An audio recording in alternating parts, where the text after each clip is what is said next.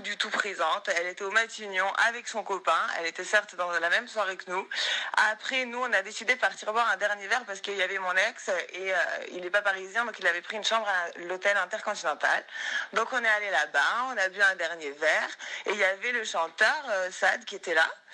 Et ouais, c'était sympa quoi. On a écouté un petit peu les musiques qu'il faisait et tout parce qu'on lui a demandé, on s'est intéressé un petit peu à ce qu'il faisait, donc il nous a montré ses clips vidéo et tout.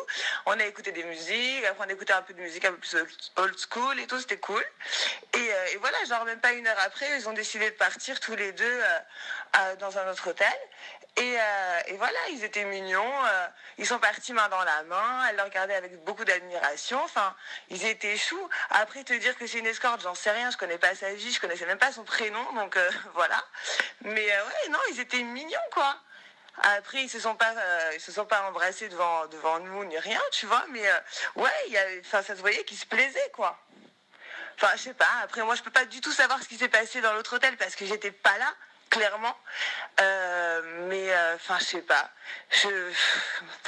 Ça prend des proportions énormes cette histoire. Je comprends pas, mais j'ai pas du tout l'impression que Sad pourrait faire un truc comme ça. Ça a l'air d'être un garçon très bien. Il était super sympa. Enfin. Voilà, c'est vraiment n'importe quoi cette histoire.